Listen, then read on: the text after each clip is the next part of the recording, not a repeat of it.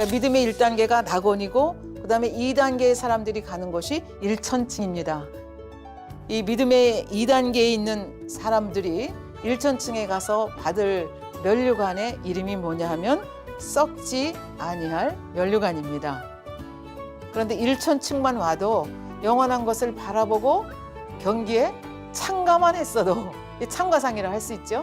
참가만 한 그것만으로도 아버지께서 귀하게 보셔서 개인 소유의 집을 허락하셨습니다. 다세대 주택이나 아파트에 해당한다고 보겠습니다. 천국에도 이런 여러 가지 예쁜 정원도 있고 공원도 있고 각종 편의시설, 골프장도 있고 수영장도 있고 다 있는데 이것이 개인용이 아니라 공동으로 사용을 한다는 그런 얘기가 되겠습니다. 이제 구체적으로 어떤 영혼들이 일천층에 들어가는가에 대해서 말씀을 드리도록 하겠습니다.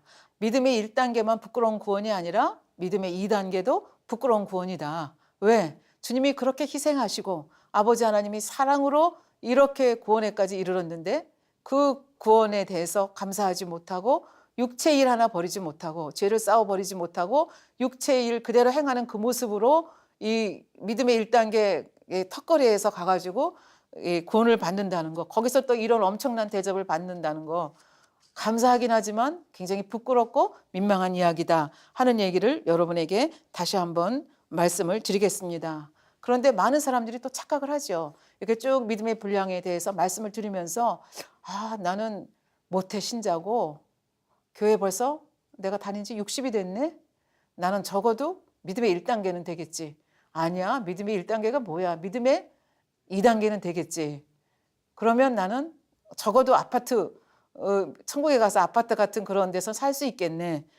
착각입니다. 이게 초신자가 믿음의 분량이 낮아가지고 믿음의 그 2단계 가는 거하고 평생 동안 신앙생활을 하고 이 믿음의 2단계에 머무른 거하고는 엄청난 차이가 나고 또 이렇게 하면 잘못하게 되면 구원하고도 이제 멀어지게 되는 거죠. 그래서 아버지 하나님께서는 종합점수를 내시는 분이기 때문에 오래 다니고 그래서 내가 여기에 갈 수 있다. 그렇게 생각하는 것은 착각이라는 말씀을 드리도록 하겠습니다. 믿음을 경주에 비유를 해서 말씀을 드렸는데요. 또 다른 비유를 들면 믿음은 등산과 비유를 할 수가 있겠습니다. 그래서 믿음의 궁극적인 목적은 정상을 탈환하는 겁니다. 정상 탈환은 믿음의 분량으로 말씀을 들으면 믿음의 5단계, 온영에서도 또 1%부터 100%까지 있거든요. 그러니까 더 깊은 온영으로 들어가는 것이 결국은 정상을 탈환하는 겁니다. 그러니까 우리가 등산하는 중요한 목적은 어디예요? 밑에서 밥만 먹고 놀다 가려고 하는 게 아니잖아요. 거기까지 올라가는 것이 궁극적인 목표인데 이제 등산은 조금 시작을 해서 조금 올라가려고 하다 보니까 너무 힘들어요. 그러니까 어떻게 너무 힘들다. 그냥 우리 계곡에 앉아서 싸운 점심 먹고 놀다 가자. 그리고 거기서 노는 형태가 바로 믿음의 2단계라고 볼 수가 있겠습니다. 그래서 믿음의 2단계, 그러니까 가야 될 목표는 잊어버리고 거기서 딴짓하고 노는 거예요. 그러면서 마음에 위안을 합니다. 내가 교회 봉사 열심히 하면, 성가대 열심히 하면, 내가 기도 열심히 하고 금식하면 내가 언젠가는 저 꼭대기에 가겠지. 정말로 기도하고 금식하고 열심히 봉사하면 갑니다. 그런데 문제는 뭐냐 하면 마음에 할례를 하지 아니하고 기도 자체를 즐기는 것, 금식 자체를 즐기는 것, 봉사 자체를 즐기는 것, 찬양 자체, 교회에 와서 일하는 것 자체를 그냥 즐거움으로 생각하고 마음에 할례할 생각을 안 하고 그렇게 신앙생활을 30년, 40년, 60년 하게 되면 굉장히 문제가 있다는 얘기가 되겠습니다. 그래서 잘못하면 그냥 이게 믿음의 2단계거든요. 죄를 버리지 않으니까 육체 일을 그냥 화가 나면 화나고 또 성질 나면 성질 내고 이렇게 하면서 신앙생활하면 계속 믿음의 2단계에 머무르는 거거든요. 그럼 이런 믿음의 2단계의 신앙이라고 하는 것은 굉장히 위험하다는 그런 얘기가 되겠습니다. 그러면 금식하고 기도하는데 마음에 할례 안 하면서 금식하고 기도할 수 있습니까? 기도할 수 있습니다.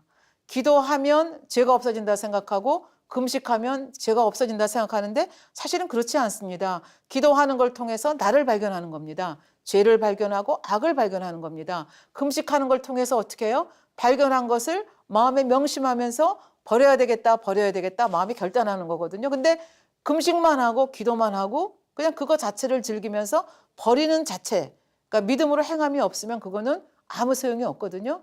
정말로 이렇게 신앙생활 하시는 분들이 있을 수 있다는 얘기가 되겠습니다.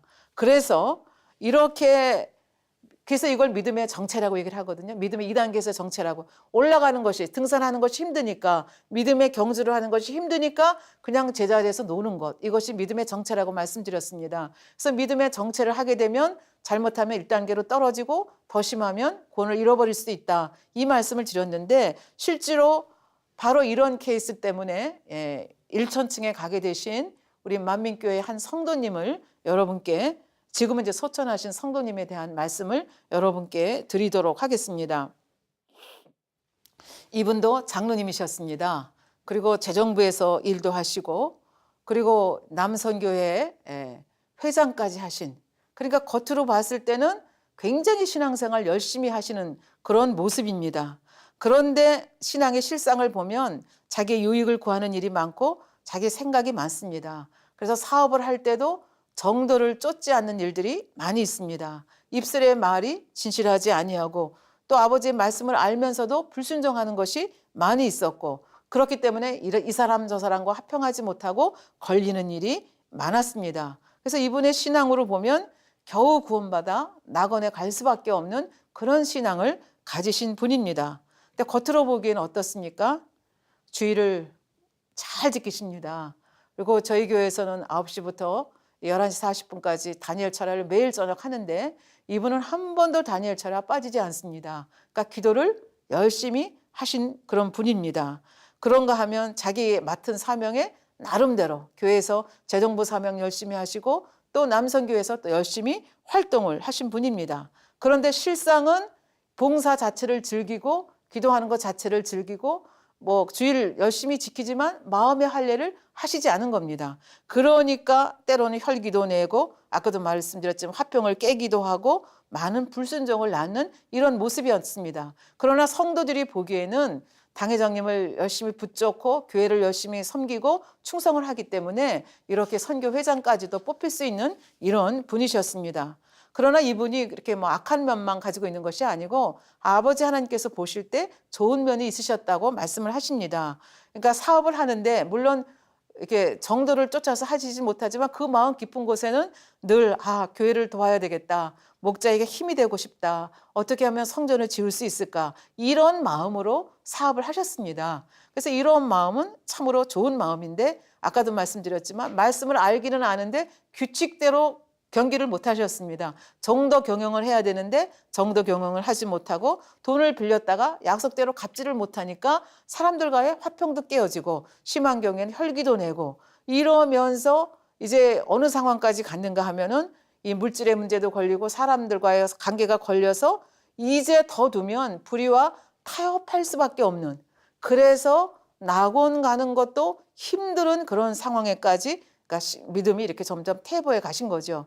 그래서 아버지 하나님께서 생사화복을 주관하시는 아버지 하나님께서 더 뒀다가는 구원에서도 멀어질 수 있다.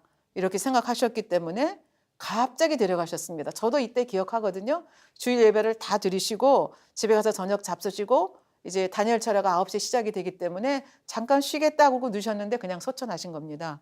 그래서 저희도 그때 깜짝 놀라가지고 그 장로님이 돌아가셨대. 그리고 그때 저희가 이렇게 놀랐던 그런 기억이 나거든요. 그래서 왜 하나님께서 이렇게 빨리 데려가셨는가? 더 두었다가는 구원과도 거리가 멀기 때문에 이제 데려가셨는데 이때 이분의 신앙이 어떤 신앙이었느냐?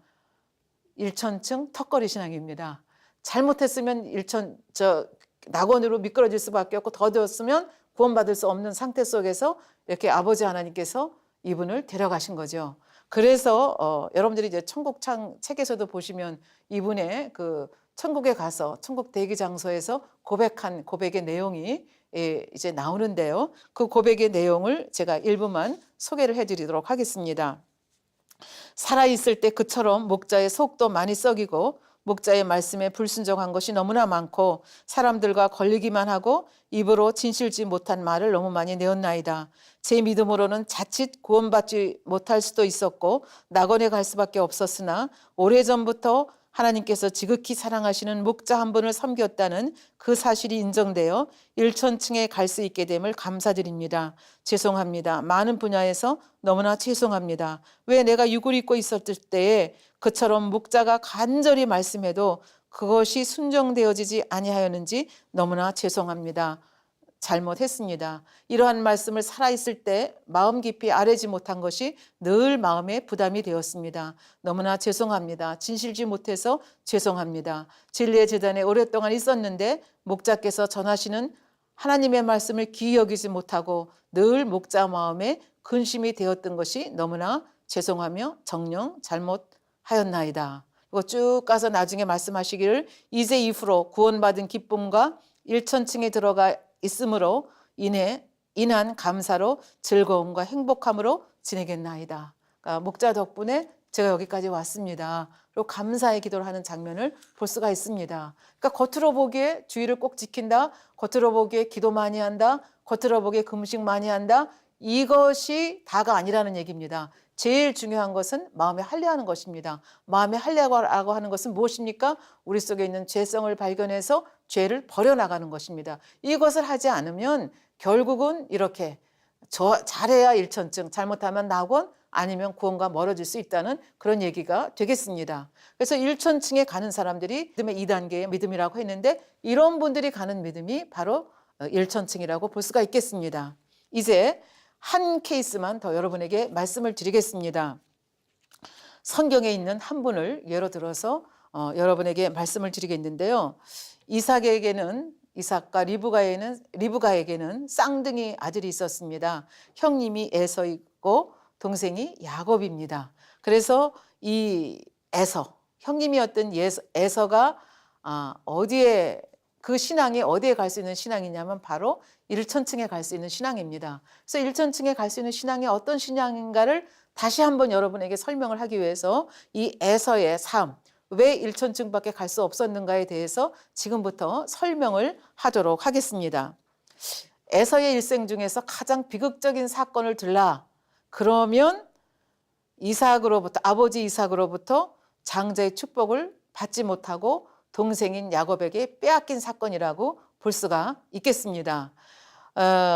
에서는 아버지 이삭이 말한 대로 별미를 만들어서 아버지가 주는 장자의 축복을 받기 위해서 별미를 사냥하러 나갔습니다. 그래서 그 사냥한 짐승을 잡아다가 별미를 만들어서 아버지 이삭에게 가지고 갔습니다. 그래서 아버지 여기 별미 있습니다. 잡수시고 제게 장자의 축복을 주시옵소서. 그랬더니 이 눈이 멀어서 잘 안 보이는 아버지가 깜짝 놀라시면서 내가 벌써 장자의 축복을 주었는데 너는 누구냐 이렇게 된 겁니다. 그래서 전후 사정을 알고 보니까 야곱이 어머니와 같이 괴계를 써서 이 에서가 받을 축복을 가로챘다는 것을 알게 됐습니다. 그래서 이런 그 사정을 알게 되면서 에서가 고백한 고백이 창세기 27장 36절입니다.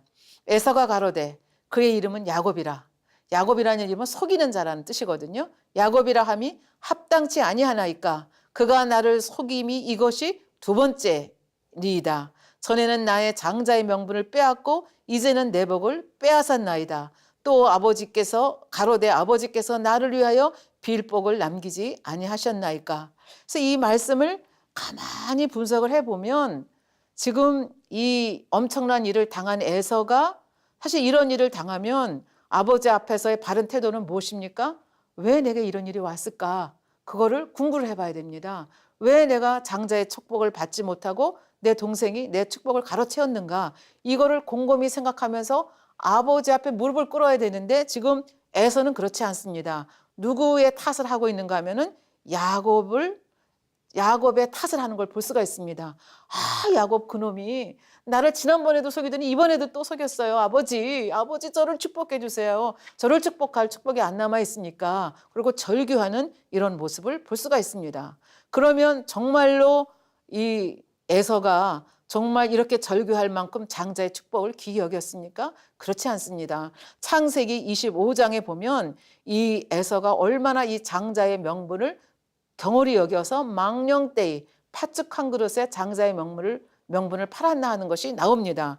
창세기 25장 27절, 28절에 보면 에서의 속성과 야곱의 속성에 대해서 얘기를 하고 있습니다.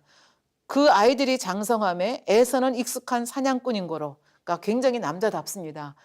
들여나가서 사냥합니다. 좀 들 사람이 되고, 야곱은 종용한 사람인 거로 장막에 거하고, 그러니까 두 사람이 굉장히 대조적인 성격입니다. 그런데 이삭은 에서의 사냥한 고기를 좋아해서 에서를 사랑하고, 어머니 리브가는 집에서 치맛자락 졸졸 따라다니는 야곱을 사랑했다. 이렇게 창세기 25장 27절, 28절에서는 얘기합니다. 그러니까 지금 이제 25장 29절부터 34절 사건이 일어납니다. 에서는 들에 나가서 사냥을 하고 이제 돌아오는데 집에 있는 야곱은 뭐예요? 엄마 따라서 음식 만들고 이런 거 좋아하는 거잖아요. 그래서 29절에 보니까 야곱이 죽을 쏘았더니 에서가 들에서부터 들어와서 심히 곤비하여 야곱에게 이르되 내가 곤비하니 그 붉은 것을 나로 먹게 하라. 우리식으로 얘기하면 팥죽이었던 것 같습니다. 나로 먹게 하라 한지라. 그러므로 에서의 별명은 에돔이더라. 붓다 그런 뜻이거든요. 야곱이 가로되, 야곱이 어떻게 보면 굉장히 좀 약삭 맞은 거죠. 그러나 이 야곱의 중요한 점은 뭐냐면 장자의 명분이 얼마나 중요하다는 것을 알았습니다. 그렇기 때문에 이렇게까지, 사실은 이 방법이 좋은 방법은 아니지만 이렇게까지 장자의 명분을 찾기 위해서 애쓰는 모습을 볼 수 있습니다. 31절에 보면 야곱이 가로되 형의 장자의 명분을 오늘날 내게 팔라. 그러면 보통만 돼도 어떡하겠어요? 너 정신 나갔냐? 내가 왜 장자의 명분을 파냐? 죽으면 죽었지 못 판다. 이렇게 나가야 되는데 에서는 그렇게 반응하지 않았습니다. 32절에 보면 에서가 가로되 내가 죽게 되었으니, 한 끼 안 먹는다고 죽습니까? 근데 이렇게 과정에서 얘기합니다. 내가 죽게 되었으니 이 장자의 명분이 내게 무엇이 유익하리요? 야곱이 가로되 오늘 내게 맹세하라. 맹세하라 그랬어요. 그랬더니 에서가 맹세하고 장자의 명분을 야곱에게 판지라. 얼마에 팔았어요? 팥죽 한 그릇에 팔았습니다. 야곱이 떡과 팥죽을 에서에게 주매 에서가 먹으며 마시고 일어나서 갔으니 에서가 장자의 명분을 경홀히 여기었더라. 그러니까 그런 자신의 모습을 되돌아봐야 되는데 그런 자신의 모습을 되돌아보지 못하고 오히려 야곱의 탓을 하는 것을 볼 수가 있습니다. 이렇게 남의 탓을 하는 사람은 절대로 변화가 되지 못합니다. 그러니까 이렇게 변화되지 못하고 그렇다고 해서 이미 축복을 야곱에게 주었기 때문에 축복을 못 받지 않습니까? 그러면 이때라도 왜 그랬는가 하고 생각을 해봐야 되는데 에서는 그렇지 못했습니다. 그래서 어떤 마음까지 가졌는가 하면 구원받기 힘든 믿음을 가졌다는 것을 알 수가 있는데요. 어떻게 알 수 있는가 하면은 창세기 27장 41절에 보면 이렇게 나와 있습니다. 그 아비가 야곱에게 축복한 그 축복을 인하여 에서가 야곱을 미워했습니다. 그 죄성이잖아요. 미워하여 심중에 이르기를 아버지를 곡할 때가 가까웠은즉, 그러니까 아버지가 돌아가실 때가 가까웠은즉 아버지만 돌아가시면 내 이놈 가만히 안 두겠다.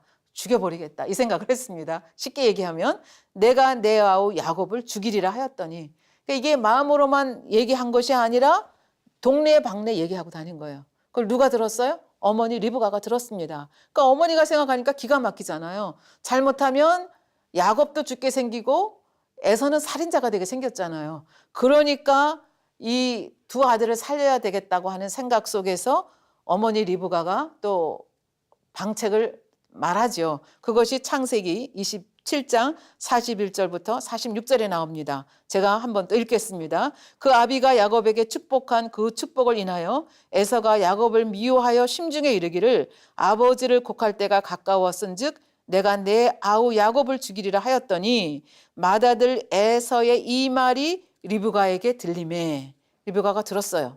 이에 보내어 작은 아들 야곱을 불러 그에게 이르되 내 형 에서가 너를 죽여 그 한을 풀려 하나니. 야곱도 알잖아요. 자기가 야비하게 가로챘잖아요.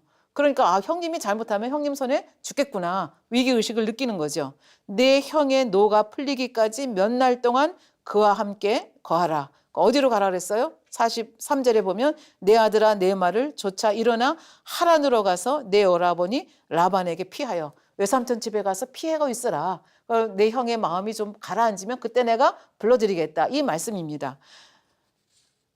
내가 자기에게 행한 것을 분노가 풀려 내가 에서에게 행한 것을 잊어버리거든 내가 보내서 너를 거기서 불러오리라. 어찌 하루에 너희 둘을 이르랴. 그래서 결국은 외산점집으로 보냅니다. 근데 여러분들이 잘 아시는 바와 같이 리브가 살아생전에 돌아오지를 못합니다.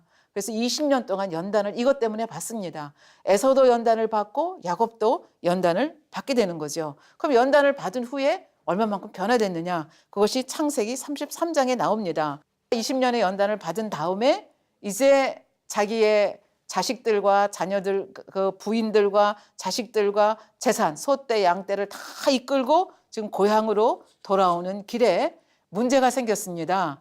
이제 지금 20년 동안 형님이 자기를 죽이려고 했다는 걸 알잖아요. 그 어머니가 전가를 보낸다고 했는데 아직까지 전갈이 없잖아요. 그러니까 형님이 아직도 나를 죽이려고 하는 마음이 있다는 걸 압니다. 그래서 약복강가에서 고민을 하는 거죠. 이 강을 건너가면 이제 형님을 만나야 되는데 어찌해야 될까? 그리고 약복강가에서 어쩔 수 없는 상황 속에서 외산점집으로 돌아갈 수도 없는 상황이거든요. 근데 이제 사자를 먼저 보냈습니다. 그랬더니 사자가 돌아와서 한다는 얘기가 에서에게 이렇게 동생이 이렇게 온다고 말씀을 드렸더니 그 에서가 알았다 그러면서 400명을 데리고 온다는 거예요. 이게 환영하기 위해서 오는 겁니까? 400명을 데리고 온다는 것은 옛날에 그 원한이 풀리지 않았다는 얘기가 됩니다. 그러니까 이런 답답한 소식을 듣고 창세기 32장에 보면 야곱이 답답해서 자기의 모든 양떼 소떼를 몇 대로 나눠가지고 형님에게 보냅니다. 이 형님에게 보내는 게 뭐예요? 뇌물입니다. 이거 잘 보시고 이 선물 받으시고 마음을 풀으소서 하고 소떼 양떼를 앞서 보내는 모습을 볼 수가 있습니다. 그러고 자기 자식들도 제일 중요하지 않은 사람부터 앞세웁니다. 제일 중요하지 않은 사람이 누굽니까? 여종들과 그 자식들이죠. 여종들과 그의 자식들 앞에 보내고 그 다음에 누구 보내요? 레아와 그 자식들, 그 다음에 사랑하는 라헬과 요셉은 맨 뒤에 두고 자기 꾀를 끝까지 쓰는 거죠. 그리고 자기는 못 건너갑니다. 그리고 약복강가에서 하나님의 사자와 밤새도록 기도하면서 씨름합니다. 그리고 이 문제를 해결합니다. 그래서 야곱이 영으로 들어가는 순간이거든요. 그래서 이 죄성들을 다 벌어버리고 내 인간의 생각과 꾀로는 안 되는구나. 아버지께 모든 것을 맡겨드려야 되겠다. 그래서 성경에서 말하는 지렁이 같은 야곱이 돼서 하나님의 은혜를 입고 하나님의 사자가 쳐서 이 고관절이 이렇게 위골이 돼가지고 쩔뚝쩔뚝하면서 그리고 밤새도록 기도를 했으니까 한잠도 못 잤으니까 얼굴이 말이 아니지 않겠습니까? 그런 모습으로 쩔뚝쩔뚝하면서 형님을 만납니다. 근데 이때 이미 야곱은 자기 문제를 하나님 앞에서 해결받았기 때문에 편안한 마음으로 만나서 무슨 과정이 벌어지는가 하면은 창세기 31장 33장 4절에 보면 3절에 보면 자기는 그들 앞에서 나아가되 몸을 7번 땅에 굽히며 그 형 에서에게 가까이 가니, 그러니까 몸을 7번 굽히고 절을 한다고 하는 것은 비겁한 그런 얘기가 아니고 정말로 상대를 존경하는 마음에서 한 번 굽히고 가고 또 한 번 굽히고 가고, 그러면 저기서 오는 거 보고 7번 좀 굽히고 가면 벌써 상대를 만나게 되는 거죠. 그러니까 형님에 대한 이미 이제 원한, 그러니까 형님이 나를 죽이겠다는 그 공포에서 벗어난 거예요. 하나님과 해결이 됐기 때문에 그렇습니다. 평안한 마음으로 형을 맡게 되는데 여기서 이상한 일이 이제 벌어지게 되는 거죠. 하나님이 누구에게 은혜를 주시는가 하면은 형 에서에게 은혜를 주십니다. 에서는 사실은 이 야곱을 어떻게 하려고 그랬어요? 죽이려고 400명을 데리고 왔는데 하나님께서 에서의 마음을 녹이는 겁니다. 그래서 그 녹이는 것을 어떻게 알 수가 있는가 하면 4절에 보니까 에서가 달려와서 그를 맞아서 안고 목을 어긋 안고 그와 입 맞추고 피차우니라. 그러니까 완전 화해가 이루어지는, 그러니까 야곱의 공포가 다 사라지고 에서의 증오와 원한이 다 눈 녹듯이 녹아져 버리고 두 형제가 아주 정말 극적인 화해를 하는 장면이 여기서 나오는 것을 볼 수가 있습니다. 그러면서 이 동생의 가족에 대한 질문들, 이 사람들이 누구냐, 그리고 동생의 가족에 대한 질문을 하고 그다음에 동생이 보낸 선물에 대해서 이게 뭐냐 그랬더니 형님에게 드리는 선물이라고. 그러니까 약복강을 건너기 전에는 이것이 뭐였어요? 뇌물이었습니다. 근데 약복강을 건너고 하나님께로부터 응답을 받고 난다면 정말 형에게 드리고 싶은 예물이 된 겁니다. 그래서 형에게 받으라고 하니까 형님이 또 안 받겠다 그러죠. 형님도 녹아졌어요. 녹아져서 안 받겠다고 하는데 강건해서 형님에게 드리는 장면을 볼 수가 있습니다. 그러니까 형님이 마음이 노글노글해져 가지고 그다음에 어떻게 합니까? 향후 여정에 대해서 계속 물어가면서 내가 너희를 안내하겠다까지 나옵니다. 그런데 야곱이 뭐라 그래요? 아, 우리 지금 애들도 이렇게 어리고 그다음에 양떼 소떼 보세요. 지금 잉태한 양떼 소떼들 빠른 걸음으로 가면 다 이게 도중에서 죽게 되기 때문에 아니 됩니다. 먼저 가시옵소서. 저희는 천천히 가겠나이다. 그렇게 하면서 정말 에서도 동생에게 대한 마음을 풀고 야곱도 완전히 형님의 그 공포로부터 벗어나서 두 형제가 화합하는 이런 장면을 여기서 볼 수가 있습니다. 근데 오늘은 야곱에 대해서 보고자 하는 것이 아니고 에서에 대해서, 에서의 마음자락이 어떻게 움직였는가에 대해서 지금부터 보도록 하겠습니다. 에서는 야곱을 죽이고 싶은 마음이 있었습니다. 그러나 하나님의 은혜를 입어서 용서를 했습니다. 그러나 이 용서한 것이, 그러니까 행함으로 죽이는 일은 하나님께서 막아주셨잖아요. 그런데 이렇게 용서를 한 것이 내가 부족한 것을 깨닫고 인정하고 변화돼서 그런 것이 아니고 누구의 기도 때문에? 야곱의 기도를 하나님께서 들으시고 하나님께서 은혜를 야곱에게 주셔야 되기 때문에 하나님께서 누구의 마음을 녹이신 거예요? 에서의 마음을 녹이신 겁니다. 그러니까 야곱은 하나님의 은혜 때문에 원수를 안 갚은 것뿐이지 그 마음 정말 깊은 곳에서 스스로 변화돼서 나온 것이 아니었다는 그런 얘기가 되겠습니다. 그래서 잘못하면 사실은 낙원밖에 갈 수 없는 그런 믿음임에도 불구하고 사실 구약시대는 성령 시대가 아니잖아요. 그러니까 행함으로 이렇게 살인한 것이 아니고 행함으로 미움을 표현한 것이 아니고 오히려 행함으로 용서를 표현했기 때문에 하나님께서 그것을 인정하셔서 일천층 정도는 들어올 수 있도록 그렇게 역사하셨다는 얘기가 되겠습니다. 그러니까 에서 같은 마음, 하나님의 은혜 때문에 상대방의 기도 때문에 내가 변해서 원수를 안 갚았다고 해서 이것이 믿음의 3단계로 뛰는 것이 아니라는 얘기죠. 근본적으로 마음의 할례를 해야 되는데 지금 여기는 행함으로 하지 않았기 때문에 구약시대이기 때문에 그나마 일천층에 하나님이 들이신 것을 볼 수가 있겠습니다.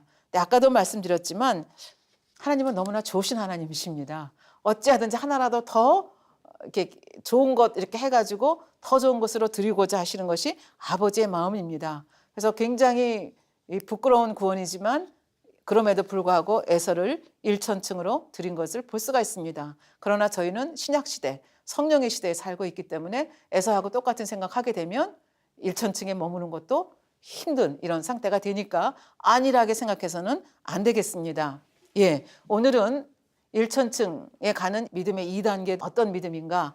행하려고 노력하는 믿음. 그러나 아직 육체 일을 다 버리지는 못한 상태가 2단계 믿음이다. 그렇게 말씀을 드렸고 이 2단계의 믿음, 소천할 때 2단계의 믿음을 가진 사람들이 가는 천국의 처소가 일천층이다. 일천층은 사실은 육체 일도 다 버리지 못한 상태지만 믿음의 경주에 참여해서 영원한 것을 바라보았다는 그것 하나만을 또 아버지께서 기특하게 보시고 믿음으로 보시고 천국의 처소도 아파트먼트 라이크 그러니까 아파트 같은 그런 처소도 주시고 그리고 썩지 않은 면류관도 주시고 거기서 행복한 생활을 할 수 있도록 그렇게 역사하셨다는 것이고 그러면 이 들어가는 사람들의 구체적인 예를 성경에서 보면 에서 같은 사람이 바로 이런 예다. 그리고 저희 교회 한 분의 장로님 말씀을 그러니까 겉으로 보아서 충만해 보인다고 해서 그것이 다가 아니다. 마음의 할례라고 하는 것이 얼마나 중요한가 하는 것을 말씀드리기 위해서 그 장로님을 예로 말씀을 드렸습니다. 결론을 내리도록 하겠습니다. 어떤 사람은 천국은 영원한 세계다. 영원토록 변치 않고 영원토록 사는 세계다. 그러면 어떤 분은 얘기합니다. 천국은 맨날 찬양만 부르고 맨날 설교만 듣는 거 아니야? 거긴 너무너무 지루한 것이 아니야? 나는 차라리 지옥 가겠어. 이렇게 얘기하시는 분들이 계시는데 첫째는 지옥이 어떻게 끔찍한 곳인지를 몰라서 하는 말이고 두 번째는 천국이 얼마나 아름답고 재미있고 희한한 것인지를 몰라서 하는 얘기입니다. 혹시 이렇게 생각하시는 우리 청취자, 우리 시청자분들이 계시다면 저희 만민교회에서 창립 기념 공연 하는데요. 영안으로 보여주신 그 천국을 재현합니다. 그러니까 천국같이 아름다운 모습은 아니지만 이 땅의 모든 것을 하여튼 본 것을 재현하기 위해서 천국의 생활이 어떠한가를 계속 이렇게 재현해서 공연을 하고 있거든요. 그 공연을 한 번만 보시면 천국이라고 하는 것이 얼마나 신나고 아름다운 것인가. 천국에서 스키도 타고요. 천국에서 음악회도 하고요.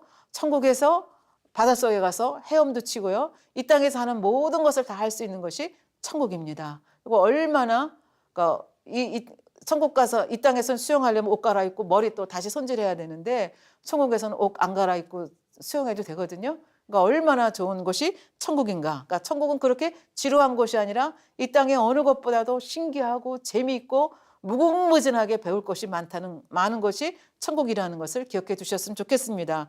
그렇다고 해서 천국에서 학점 받아가면서 A, B, C, D 나누는 것이 아니라 천국에는 재미있게 모든 것을 지으신 아버지 하나님께서 재미있게 교육하시는 것이 천국이다 하는 것을 여러분들이 기억을 해주셨으면 좋겠고요. 그 다음에 아까 낙원과 일천층이 얼마나 차이가 나는가 말씀을 드렸습니다. 그래서 이 낙원과 일천층의 차이를 설명하시기를 어항 속에 있는 금붕어와 태평양에 있는 고래를 한번 비교해 보십시오. 그럼 어항 속에 있는 금붕어가 낙원에서 누린 행복이라고 한다면, 금붕어가 어항 속에서 누리는 행복이 낙원의 행복이라고 한다면, 태평양 바다에서 고래가 누리는 행복이 일천층의 행복입니다. 그러니까 낙원에서는 절대로 머물러서 안 되죠. 일천층으로 가야 되죠. 근데 일천층과 이천층의 차이는 낙원과 일천층의 차이보다 더 차이가 많이 납니다. 앞으로 설명을 하겠습니다. 그리고 이제 믿음의 4단계, 죄가 없는 선결된 사람이 가는 3천층하고 2천층은 표현하기를 천지 차이라고 얘기를 합니다. 하늘과 땅 차이, 엄청나게 차이가 많다는 얘기죠. 그 다음에 선결된 사람이 가는 믿음의 4단계가 가는 3천층과 믿음의 5단계, 온영을 이룬 사람들이 가는 새 예루살렘은 그보다 더 차이가 많이 난다고 합니다. 그러니까 인간의 머리로는 상상이 안 되는 아름다운 것이 더 높은 곳으로 갈수록 이렇게 전개가 된다는 얘기가 되겠습니다. 근데 아버지 하나님께서는 인생들을, 우리들을 이 땅에서 경작하시는데 낙원에 드리기 위해서 경작하시는 것이 아닙니다.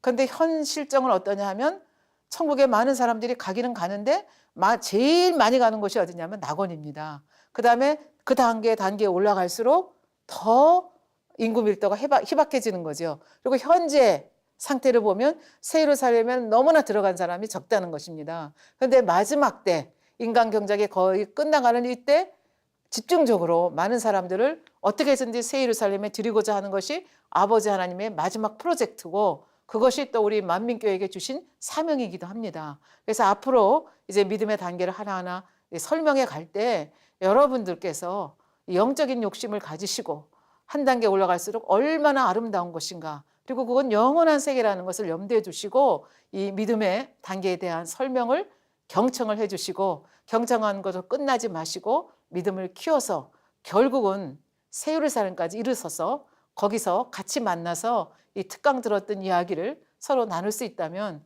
저나 여러분이나 얼마나 행복하겠습니까? 그런 행복을 만끽할 수 있는 저와 여러분들이 되기를 바라면서 이 강의를 마치도록 하겠습니다. 감사드립니다.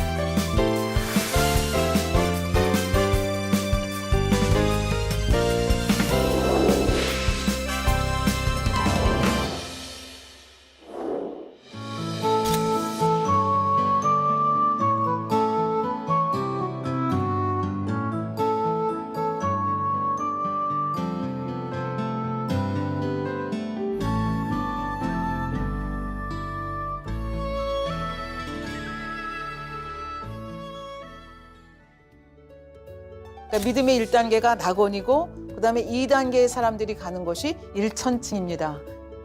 이 믿음의 2단계에 있는 사람들이 일천층에 가서 받을 면류관의 이름이 뭐냐 하면 썩지 아니할 면류관입니다. 그런데 1천층만 와도 영원한 것을 바라보고 경기에 참가만 했어도 참가상이라 할 수 있죠.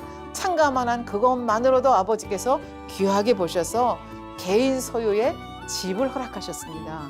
다세대 주택이나 아파트에 해당한다고 보겠습니다. 그래서 천국에도 이런 여러 가지 예쁜 정원도 있고 공원도 있고 각종 편의시설, 골프장도 있고 수영장도 있고 다 있는데 이것이 개인용이 아니라 공동으로 사용을 한다는 그런 얘기가 되겠습니다. 이제 구체적으로 어떤 영혼들이 1천층에 들어가는가에 대해서 말씀을 드리도록 하겠습니다.